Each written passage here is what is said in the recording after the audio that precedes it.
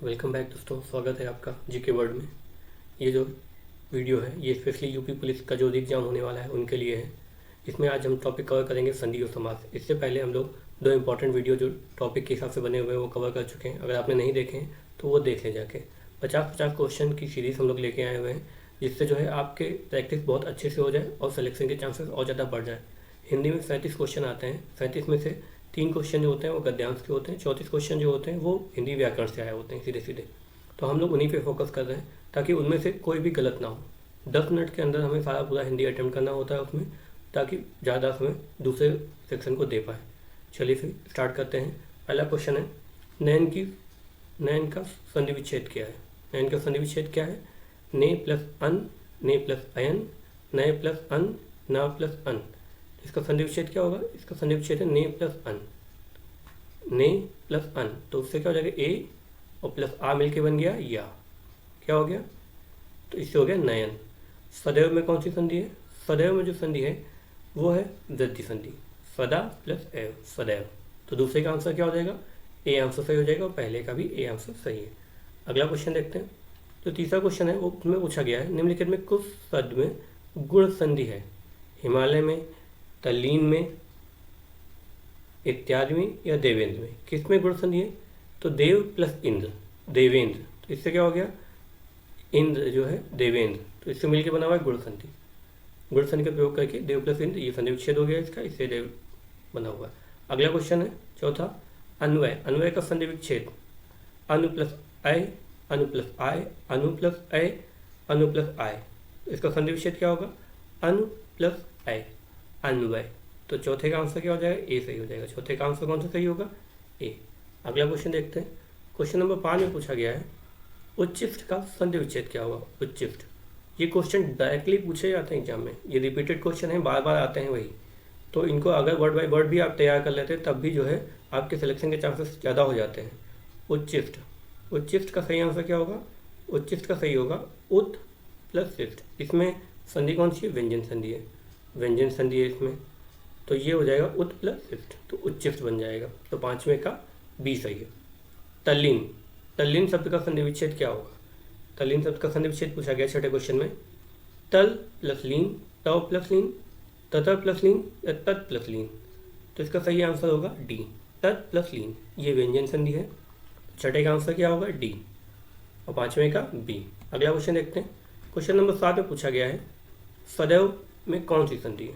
सदैव में कौन सी संधि है? सदैव में जो संधि है वो है वृद्धि संधि। कौन सी संधि है? वृद्धि संधि। अभी हम लोगों ने किया था सदैव में कौन सी संधि है? वृद्धि। सदा प्लस ए, सदैव।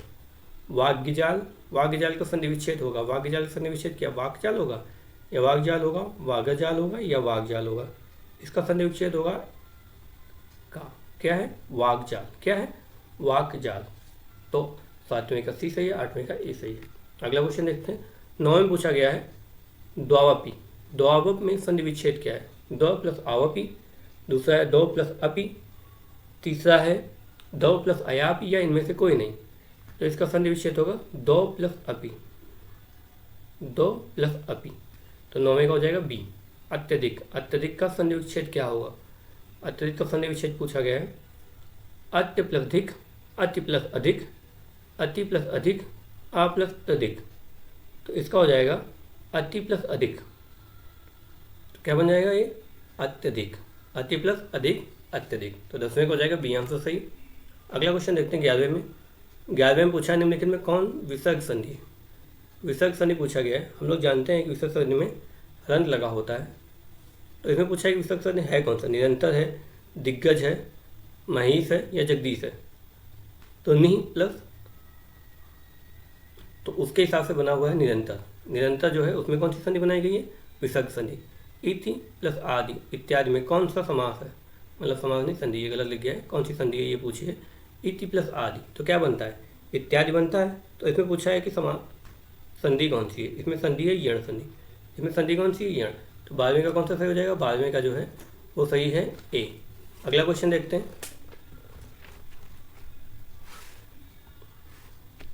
13वां क्वेश्चन पूछा गया है, मनोहर शब्द में संधि है। मनोहर शब्द में संधि है स्वर संधि, विसर्ग संधि, व्यंजन संधि या दीर्घ संधि।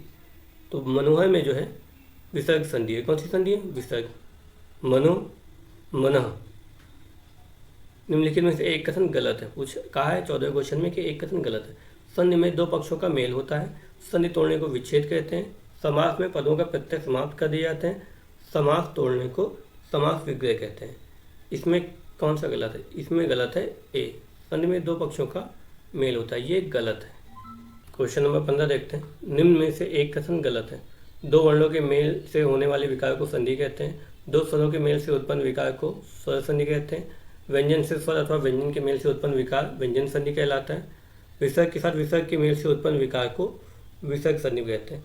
इसमें कौन सा गलत है? ये डी वाला, ये लास्ट वाला है, ये गलत है, ऐसा नहीं होता है। पुरस्कार में कौन सी संधि है? पुरस्कार 16वां क्वेश्चन में पूछा गया पुरस्कार में संधि कौन सी है? स्वर संधि, व्यंजन संधि, विसर्ग संधि, या इनमें से कोई नहीं। तो इसमें संधि है विसर्ग संधि। कौन सी है? सी। तो 16वें का सी हो गया, 15वें का डी। अगला क्वेश्चन देखते हैं। क्वेश्चन नंबर 17 में पूछा गया है निम्नलिखित में कौन सा व्यंजन संधि का उदाहरण है? व्यंजन संधि सदैव, नहीं ये नहीं है। मनोरथ, नहीं ये भी नहीं है। और उसके बाद क्या पूछा गया? उसके बाद है निपुण, निर्गुण, सदाचार। तो बचा कौन सा? सदाचार। तो 17वें का कौन सा आंसर हो जाएगा? 17वें का हो जाएगा डी, मृत्यु उपरांत। तो संधि बताना है इसका। मृत्यु उपरांत की संधि क्या होगी? मृत्युपरांत, मरणोपरांत, मृत्यु पर्यंत या मयोपरांत। तो क्या हो जाएगा इसकी? इसका हो जाएगा मृत्यु पर्यंत, मृत्यु परांत, मृत्यु परांत। तो इसका आंसर हो जाएगा 18वें का ए और 17वें का डी। अगला क्वेश्चन देखते हैं। क्वेश्चन नंबर 19 में कहा गया है अनधिकृत शब्द का संधि विग्रह होगा। अनधिकृत शब्द का संधि विग्रह क्या होगा? अनधिकृत, अन, अना अधिकृत, अनधिकृत, इनमें से कोई नहीं। तो इसका आंसर क्या हो जाएगा? इसका आंसर हो जाएगा अन प्लस अधिकृत, बी। तो 19 का क्या हो जाएगा? बी। ये व्यंजन संधि है, ये व्यंजन संधि है। कब ईस का सही संधि विच्छेद, संधि संयोजन पूछा गया है। कब ईस का संधि विच्छेद दिया हुआ है, तो इसका क्या कपीस हो जाएगा या कपीस हो जाएगा, कपेस हो जाएगा या कपिसी हो जाएगा? तो इसका आंसर है कपीस। इसका आंसर क्या है? कपीस। 20वें का बी आंसर इसका सही है। कपि प्लस ईस, कपीस। इसमें दीर्घ संधि। विसर्ग के साथ स्वर अथवा व्यंजन के संयोग से जो विकार उत्पन्न होता है उसे किस संधि के नाम से जाना जाता है? विसर्ग के साथ स्वर व व्यंजन का जो संयोग होता है उसे किस संधि के नाम से जाना जाता है? ये विसर्ग संधि की परिभाषा यही होती है कि विसर्ग के साथ स्वर और या अथवा व्यंजन का संयोग होता है।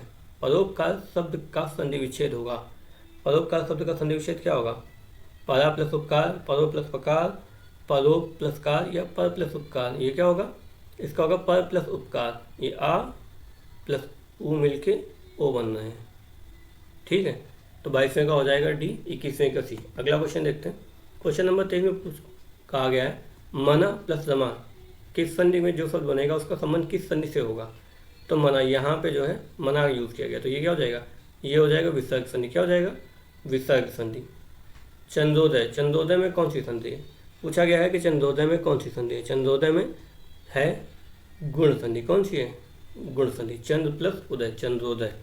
अगला क्वेश्चन देखते हैं। तो 24 का डी हो जाएगा और 23 का ए हो जाएगा। अगला क्वेश्चन, क्वेश्चन नंबर 25 में है निम्नलिखित में से वृद्ध संधि किस शब्द में है? पूछा है कि वृद्ध संधि है किसमें? रजनीश में, महोत्सव में, यतीन में या रजनीश में? तो इसका सही आंसर क्या हो जाएगा? सही आंसर इसका महोत्सव। क्या हो जाएगा? महोत्सव। 25वें का सही आंसर क्या है? बी। सदाशय का संधि विच्छेद क्या होगा? सदाशय का संधि विच्छेद क्या होगा? सद प्लस आशय, सतत प्लस आशय, सत प्लस आशय या सदा प्लस आशय? तो इसका सही आंसर हो जाएगा सत प्लस आशय। यहाँ पे जो है हलंत लगा होगा। ठीक है, 26 का क्या हो जाएगा? सी और 25 का बी। अगला क्वेश्चन देखते हैं। क्वेश्चन नंबर 27 में है निम्नलिखित में से यह संधि विच्छेद सही है? परम प्लस आत्मा, परमा प्लस आत्मा, परम प्लस आत्म, पर प्लस महात्मा। तो इसमें पूछा है कौन सा संधि विच्छेद सही है? तो ये जो वाला संधि विच्छेद है परम प्लस आत्मा, तो 27 का ए सही है। परम प्लस आत्मा, परमात्मा। निम्नलिखित विकल्पों में कौन सा सही है? 28 में पूछा गया है कि इनमें सही कौन सा वह है? पर प्लस अधीन, पर प्लस आधीन, पर प्लस अधीना, परा प्लस आधीन। तो 28वें का आंसर क्या हो जाएगा? 28वें का हो जाएगा पर प्लस अधीन। तो क्या हो जाएगा? पराधीन। इसमें जो है दीर्घ संधि है ना। तो अगला क्वेश्चन देखते हैं। 28 का ए सही है, 27 का भी ए सही है। क्वेश्चन नंबर 29 देखते हैं। उच्चारण का सही संधि विच्छेद पूछा गया। शब्द क्या है? उच्चारण। तो उच्चारण का सही संधि विच्छेद उच्च प्लस चारण या फिर उच्च प्लस चारण, यहाँ प्लस होगा, उत प्लस चारण या उत के साथ हलन के साथ चारण। तो इसका आंसर हो जाएगा डी। ये व्यंजन संधि है उच्चारण, तो इसका आंसर क्या हो जाएगा? डी। तो 29 का डी। महाशय शब्द का सही संधि विच्छेद है महाशय। मह प्लस आशय, मह प्लस आशय, महा प्लस आशय, महास प्लस शय। तो इसका सही संधि विच्छेद क्या होगा? महा प्लस आशय। क्या होगा? महा प्लस आशय, महाशय। ठीक है, तो 30वें का हो जाएगा सी। क्वेश्चन नंबर 31 में पूछा गया चरण कमल में समास। तो 31वें में पूछा गया समास के बारे में। चरण कमल, चरण कमल में कौन सा समास है? ये कर्मधारय है, बहुब्रीहि है, द्वंद्व है या फिर तत्पुरुष समास है। तो चरण कमल में जो समास है वो है कर्मधारय समास। कर्मधारय में क्या होता है? उत्तर पद जो होता है वो प्रधान होता है और उसके साथ विशेषण और विशेष का संबंध होता है। उत्तर पद, बहुब्रीहि नहीं है, द्वंद्व नहीं है, तत्पुरुष नहीं, ये कौन सा हो जाएगा? कर्मधारय। चौराहा में समास पूछा गया है। चौराहा में कौन सा समास होगा? कर्मधारय होगा, बहुब्रीहि होगा, द्विगु होगा या तत्पुरुष होगा। चौराहा में जो होगा वो होगा द्विगु। जो पहला पद है उसमें जो है क्या यूज़ किया गया है? संख्या जब यूज़ हो जाती है वहाँ पे तो वो द्विगु होता है। अगला देख लेते हैं, क्वेश्चन नंबर 33 में क्या पूछा गया है? सप्तऋषि में समास कौन सा है? सप्तऋषि मतलब 7 ऋषि। तो यहाँ संख्या के बारे में बात कर ली गई है, तो यहाँ पे कौन सा हो जाएगा? यहाँ पे हो जाएगा द्विगु समास। कौन सा हो जाएगा? द्विगु समास। यथा रुचि में समास कौन सा है? तत्पुरुष है, बहुब्रीहि है, अव्ययभाव है या कर्मधारय है। यथा रुचि में, तो इसमें है अव्ययभाव समास। इसमें जो है प्रथम पद प्रधान है, उत्तर पद नहीं, प्रथम पद प्रधान है, तो ये अव्ययभाव समास हो जाएगा। अगला क्वेश्चन देखते हैं, क्वेश्चन नंबर 35 में निम्नलिखित में कौन तत्पुरुष समास का उदाहरण नहीं है? राजकुमार, यज्ञवेदी, आजन्म, ग्रामवासी। इनमें से कौन सा जो है तत्पुरुष का उदाहरण नहीं है? तत्पुरुष का उदाहरण कौन सा नहीं है? आजन, ये तत्पुरुष का उदाहरण नहीं है, ये उदाहरण है अव्ययभाव समास का। तो 35 का हो जाएगा सी। गुरुदेव शब्द में समास है। गुरुदेव शब्द में समास पूछा है कौन सा है? अव्ययभाव समास या बहुब्रीहि समास, तत्पुरुष समास या कर्मधारय समास। तो इसमें समास है कर्मधारय। देव, गुरु, तो इसमें उत्तर पद जो है प्रधान है और इसमें जो है विशेषण और विशेष का संबंध है। अगला क्वेश्चन देखते हैं, क्वेश्चन नंबर 37। बारहसिंगा शब्द में समास कौन सा है? बारहसिंगा शब्द में, अब यहाँ 12 है और सिंगा है। 12 से तो ये समझ में आ रहा है जैसे कि ये द्विगु समास हो, लेकिन ऐसा नहीं है। इसमें होगा बहुब्रीहि समास। कौन सा होगा? बहुब्रीहि समास। तो 37 का हो जाएगा ए। इस तरीके के क्वेश्चन फंसाने वाले होते हैं, इन पर ज़्यादा ध्यान देना होता है, ये कंफ्यूज करते हैं। तो इनको बिल्कुल एक जैसे बारहसिंगा के बारे में पूछा जाए तो वो बहुब्रीहि समास होगा। कर्मधारय समास का उदाहरण पूछा गया है। गगनचुंबी इमारतें, पाठशाला, श्वेतपत्र या नीलकंठ। कर्मधारय समास का उदाहरण पूछा गया है, तो इसमें क्या हो जाएगा? श्वेतपत्र। कर्मधारय समास का उदाहरण क्या हो जाएगा? श्वेतपत्र। नीलकंठ हो जाएगा बहुब्रीहि समास का उदाहरण। अगला क्वेश्चन देखते हैं। अगले क्वेश्चन जो है 39 नंबर में पूछा गया है, परमानंद में समास। परमानंद में क्या समास है? कर्मधारय, अव्ययभाव या बहुवचन। बहुवचन नहीं, यहाँ गलत लिखा हुआ है, बहुब्रीहि समास होगा यहाँ पे ऑप्शन में। तो इसमें कौन सा पूछा? परमानंद में जो आंसर है उसका वो है कर्मधारय। कर्मधारय समास है परमानंद में। निम्नलिखित में कौन सा समास नहीं है? बहुब्रीहि समास, कर्मधारक समास, अव्ययभाव समास या द्विगु समास। कर्मधारक नहीं है, कर्मधारय समास है। तो यहाँ ध्यान देने के लिए यहाँ या और काम का अंतर छोड़ा है बस। तो 40 का हो जाएगा बी। अगला क्वेश्चन पूछा है, क्वेश्चन नंबर 41 में, किस समास में दोनों पद प्रधान होते हैं? बहुब्रीहि में नहीं, कर्मधारय में नहीं, ये उत्तर पद प्रधान होता है। द्विगु में उत्तर पद प्रधान होता है। द्वंद्व में जो है वो दोनों पद प्रधान होते हैं। द्वंद्व में दोनों पद प्रधान होते हैं। क्वेश्चन नंबर 42 में, किस समास में प्रथम पद संख्यावाची व अंतिम पद संज्ञा हो वह कहलाता है? वह कहलाता है द्विगु समास। अभी उन्होंने चर्चा करी थी, द्विगु समास में जो होता है प्रथम पद क्या होता है? संख्यावाची। तो क्वेश्चन नंबर जो 42 है उसका आंसर क्या हो जाएगा? क्वेश्चन नंबर 42 का आंसर है सी, द्विगु समास।